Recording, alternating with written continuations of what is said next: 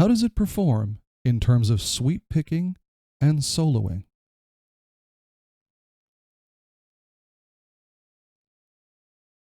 I'm the wrong guy to ask, but I'll do my best to explain anyway. Join me. Hello, heathens. Thank you so very much for stopping by the channel today. If you're a regular, thank you so very much. I appreciate you coming on back and spending some time with me. Really do. If you're new here, I appreciate you checking it out. You're probably here for the guitar that you saw in the title. Either way, if you like my brand of stupidity, please do me a solid and throw me a like and subscribe. Really helps grow the channel and really helps grow my confidence. I'm not gonna lie. You've read the title. You heard the little bit of a demo I did at the beginning. You know what you're here for. This is Hails and Fails for the Schecter C-7 Pro 2020 edition. Apparently brand new for 2020. I rehearsed this entire video almost entirely, and I have literally no idea what I said. This guitar makes me feel a different way almost every time I play it, but all of the ways it makes me feel are actually good. If you've not done a Hails and Fails with me before, it's very simple. I don't talk about every single spec on the guitar. If you are looking for that, however, I have helpfully linked in the description below. You can click that and you can see exactly what Schecter has to say about this beautiful shred machine. Hails and Fails begins at the headstock, as it always does. I'm hesitant to give it a fail because it's really personal preference. I just think the headstock is kind of meh.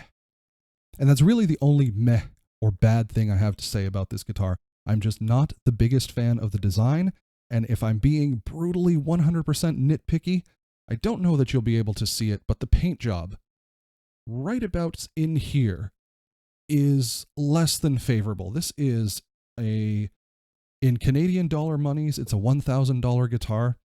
So I kind of expect the finish, which is overall beautiful, first of all, so that's a hail. However, I expect the finish to be quality. Fortunately, for what I can see, and I have inspected this thing quite thoroughly, no other issues. That headstock is a minor thing. Again, not really a fail, just wish they could have done better. One of the biggest hails I can offer is on the nut. It is, and those of you who've clicked that link in the description below to check out will be able to tell me, I believe it is a Graphtec Black. I'll correct myself in post. It is sized perfectly.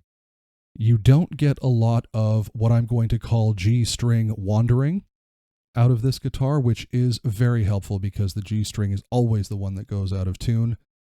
And given the fact that I know for sure the store did not set this guitar up, and I definitely did not set this guitar up, I'm relying on the nut for a lot of my tuning stability, and it has been absolutely solid for me, with the exception of the low, I keep it in B at this point, but low B, low A. However, not giving it a fail because by and large, it has to do with the fact that I cannot keep the temperature in the studio, in the house, anywhere close to relatively the same from day to day. So this guitar has been beaten up by the elements. It was in a shipping truck for a good day or two way back when I first got it, when it was still hot outside. So this thing was absolutely cooked. And it came in, I let it rest for a day, as difficult as that was, and it is just an absolute machine. Those of you who are regulars to the channel or who have seen my Sundays with Ola and whatnot noticed I was playing in classical position. One other hail I will give for a extended range guitar in this regard. It's a 26.5-inch scale, and I can still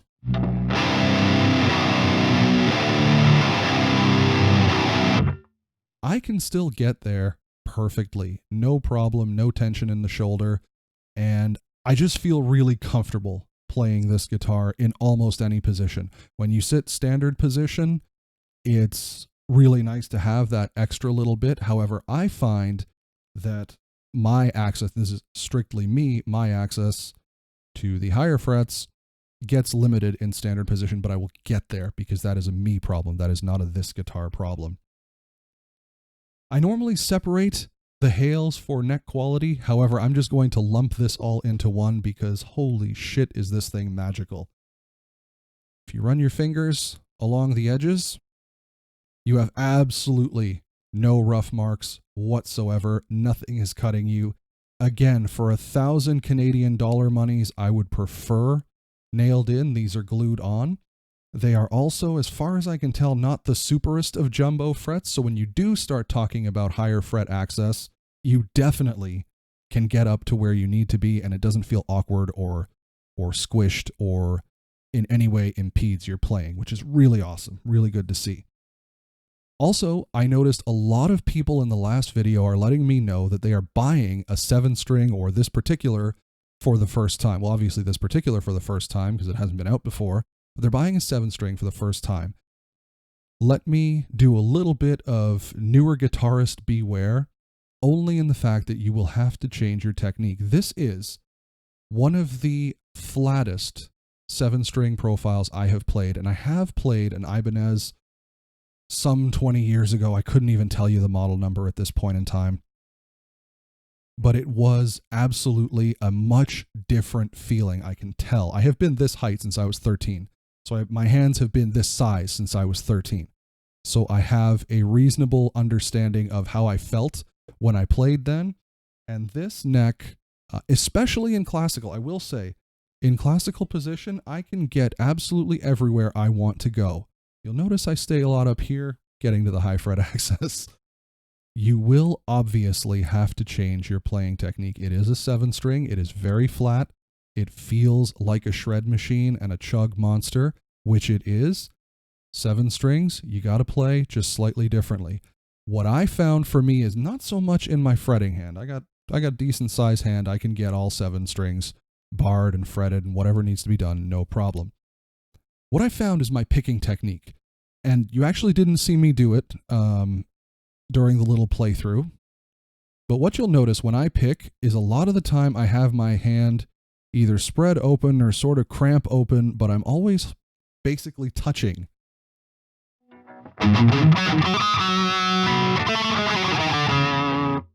I'm always touching the wood of the guitar, the body of the guitar. That was a technique taught to me by a guitar teacher oh so many years ago, and I honestly wish he hadn't. Because what happens when you change from a 6-string to a 7-string to an 8-string, 9-string, etc., is that hand becomes more awkward, and you end up doing a lot of that shit on the strings when you really don't want to. So highly recommend, if you don't already, change your technique to the more closed fist sort of approach so that you're not accidentally wringing out the strings if you're the type of person who normally plays open-handed. If you don't want to change your technique, sort of get used to lifting your hand a little bit off, but honestly don't, because that hurts like hell. Just a thing to look out for my new to 7-string friends trying to help out. That said, it's time to talk about high fret access. So at the beginning of the video, Daniel asked about sweep picking and soloing in general. I don't know how easy it is to see, but you can see even how I'm holding it. This guitar allows you to get to every single fret. I can fret the neck pickup if I want. It doesn't matter. Doesn't matter what position you're in, except, of course, for me, because I'm a fat guy, when I play in standard position, I can't. That's just a me problem. However, for any normal people and for any talented shredders, you can get wherever you need to go. Excuse the pentaton. Excuse that wrong note. That's about the extent of my soloing. If you've been to my channel, you know that. That was problematic only because of my technique. Had nothing to do with the access. So highly recommend it. Can you sweep pick? Someone in the comments in the last video mentioned that absolutely you can. And for soloing, I have had no issue for the limited amount of soloing that I have done with this guitar. So highly recommended as an overall, if you need it as a 7-string monster, or if you need it as an extended range solo piece, you cannot go wrong. Before I talk about one of my fails for this guitar, let's check out the pickup demos. We're just going to throw them all in a row. They're all very short. And I'll talk to you a little bit about why I consider the electronics a fail.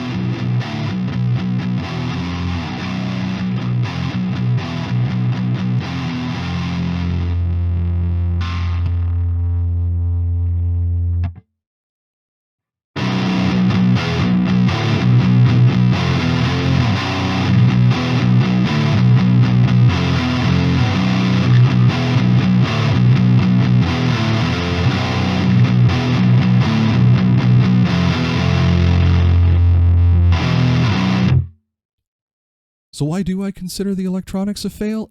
It's really quite simple, and it has to do with a personal pet peeve of mine. These pickups are fantastic. You just heard what they can do. I'm sorry I don't have a clean demo, but my understanding is that not a lot of folks who enjoy playing clean are here. I like playing clean every now and then, but I really don't care to look at it, if that makes any sense. Like, that's not going to make or break my decision on a guitar. Like, yes, it plays clean. Obviously, it does. Duh. Where the fail comes in is the tone pot.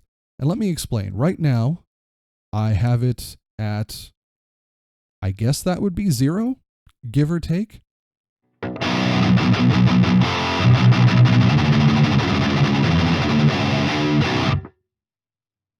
And that's got a really decent sound. By the by, everything that you've heard in terms of the live demo or in terms of the pickup demos was done from the Schecter, the Focusrite Scarlett 2i2, into Reaper, into the Neural DSP Omega Granifier, sure I missed a word there, at the midnight position. So everything is at 12s, that's where they have it on default.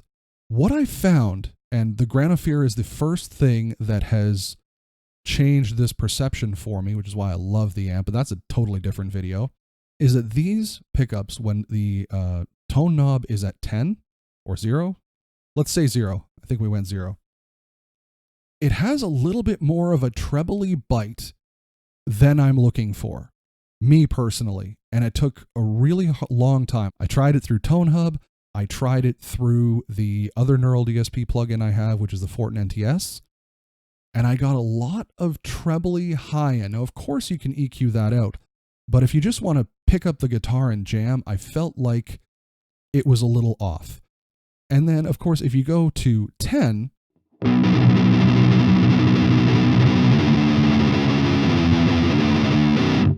see how it almost has that like wah sound, that down wah sound? So the tone pot does a hell of a lot, but what I found for me, again, not so much when I have the correct plugin, but what I found is I'm roughly at, I don't know, between 5 to 8, let's say. Really hard to tell on the knurled knobs. Love the knurled knobs, by the way. They grip, they go exactly where you want, and I'll also give a hail in just a second for another reason about them. About 5 to 8, I get this really sort of...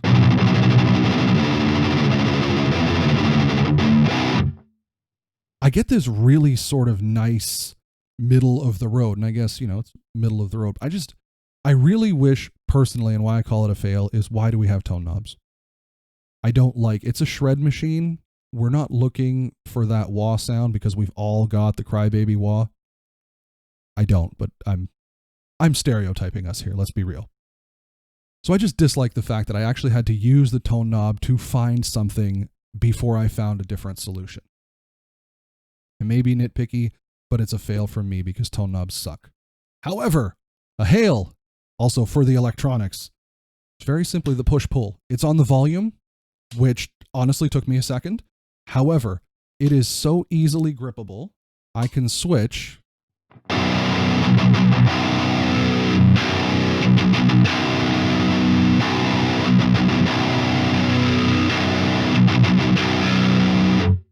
I can switch almost instantly, which is fantastic and really what you're looking for if you're offering this sort of a setup on your guitar, on your pickups, on your electronics. Very, very happy with that. I'm going to make sure the guitar is off.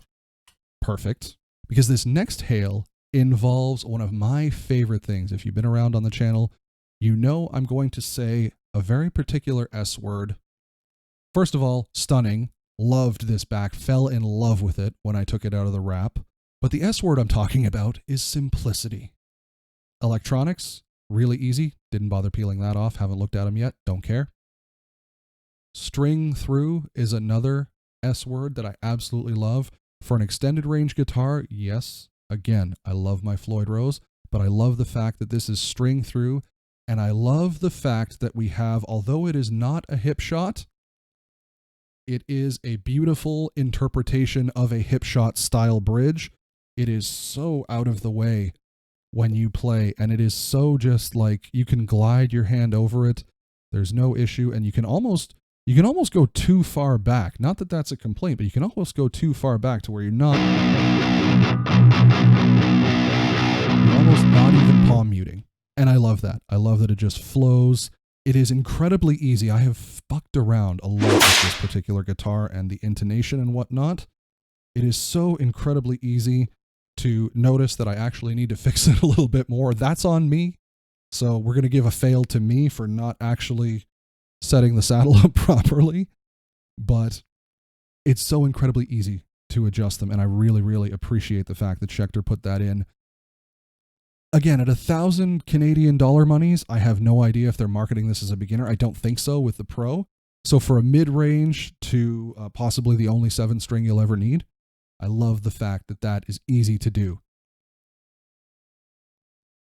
I got to give another hail for the finish. I just have to.